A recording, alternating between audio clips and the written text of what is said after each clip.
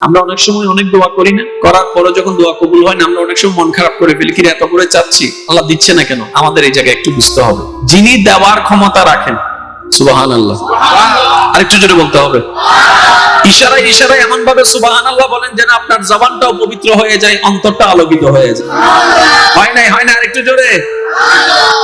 তো যদি কবুল না হয়, চাওয়ার পরও যদি না পাই, আমাদেরকে একটু বুঝতে হবে, যিনি চাইলে সেকেন্ডের ভিতরেই দিতে পারেন, যিনি চাইলেই যা মন চায় তা করতে পারেন, কিন্তু আমি এত করে চাচ্ছি দিচ্ছি না কেন। তাহলে বুঝতে হবে আমার চাওয়াটা হয়তো আমার জন্য কল্যাণকর আমার মনে হলেও তিনি দিবেন, যিনি জানেন সব অতীত বর্তমান ভবিষ্যৎ, তিনি দেখছেন এটা বান্দার জন্য কল্যাণকর হবে না, সেজন্যই বান্দা বারবার চাওয়ার পরও আল্লাহ পাক দান করে না। সুবহানাল্লাহ।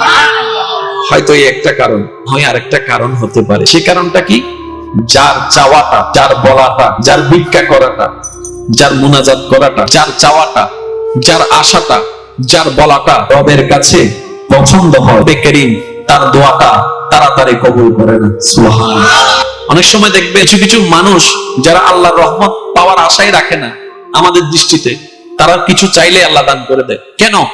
তাদের চাওয়াটা আল্লাহর পছন্দ হচ্ছে না, তাদের ভিক্ষা করাটা আল্লাহর পছন্দ হচ্ছে না, তাদের আওয়াজ আল্লাহর পছন্দ হচ্ছে। তারা যখন চায় আল্লাহ পাক দিয়ে দেয়, যেন তার চাওয়াটা বন্ধ হয়ে যায়। আর যাদের চাওয়াটা আল্লাহর ভালো লাগে, যাদের ভিক্ষা করাটা আল্লাহর ভালো লাগে, যাদের রহমান বলে ডাকটা আল্লাহর ভালো লাগে, সুবহানাল্লাহ, যাদের রহিম বলে ডাকটা আল্লাহর ভালো লাগে, আল্লাহ তাদেরকে দোয়া কবুল করে নেন, দোয়া বলতে থাকে, ডাকতে থাকে, আল্লাহ খুশি হতেই থাকে। সুবহানাল্লাহ। সেজন্য বুঝতে হবে, যদি আমার দোয়া, আপনার দোয়া, আমাদের দোয়া যদি কবুল না হয়, হয়তো যা চাচ্ছি তা আমাদের জন্য ভালো হবে না, এখন হবে না, আর না হয় পরে হবে না, আর না হয় আমার ডাকটা হয়তো রবের কাছে পছন্দ হচ্ছে, সেজন্য বারবার রব আমার ফরিয়াদটুকুই শুনতে চাচ্ছেন। সুবহানাল্লাহ।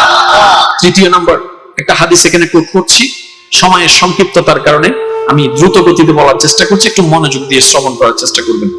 আল্লাহর বান্দার কোনো দোয়া বিফলে যায় না। সুবহানাল্লাহ বলবেন, আরেকটু জোরে। সুবহানাল্লাহ।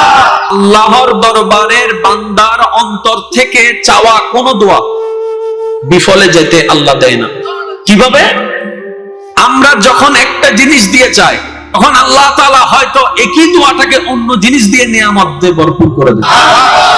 হয়তো যেটা চাই তার চেয়ে আরো বেটার এনে দেন। একটা কথা মনে রাখবেন, বান্দার যদি দোয়া কবুল না হয়, হাসরের ময়দানে আল্লাহ তাআলা তার করা প্রত্যেকটি দোয়ার বিপরীতে তাকে নাজ নিয়ামত দিয়ে এমন ভাবে ভরপুর করে দিবে, সেই ব্যক্তি ওই নিয়ামত পাওয়ার পরে জিজ্ঞেস করবে এই নিয়ামতের কারণ কি। ফেরেশতারা তাকে জানাবে, তুমি দোয়া করেছো, তোমার দোয়া যেগুলো কবুল হয় নাই সবগুলো আল্লাহ পাক রহমত দিয়ে সেভ করে রেখেছেন, সংরক্ষণ করে রেখেছেন। ওই মন খারাপের মধ্যে তুমি ধৈর্য ধারণ করেছো, আল্লাহর উপর নারাজ করো নাই, শুকরিয়া করেছো, নারাজ হও নাই, ওই নিয়ামতগুলা, ওই করা দোয়াগুলা আজকে আল্লাহ পাক তোমাকে নিয়ামত দিয়ে ভরপুর করে দিয়েছেন, গুনাহ মাফ দিয়ে নিয়ামত দিয়ে ভরপুর করে দিয়েছেন, জান্নাতের নিয়ামত দিয়ে তোমাকে ধন্য করেছেন।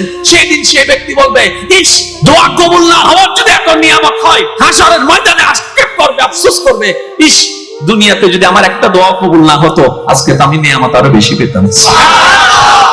তো মনে রাখবেন, আল্লাহর বান্দা নবীর কোনদিকে মিস যাবে এটা তো হতে পারে না। কি মনে হয় আপনাদের?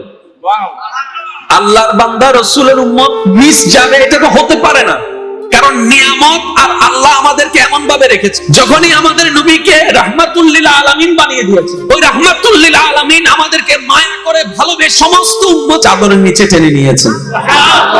তাহলে রহমত থেকে কিন্তু আমরা বাহিরে নই, আমরা নিজেদের দোষে, নিজেদের ভুলের কারণে রহমত থেকে দূরে পালাচ্ছি, এটা আমাদের ব্যর্থতা। হয় রহমান সর্বদা রহমত করতে প্রস্তুত আছেন। সুবহানাল্লাহ।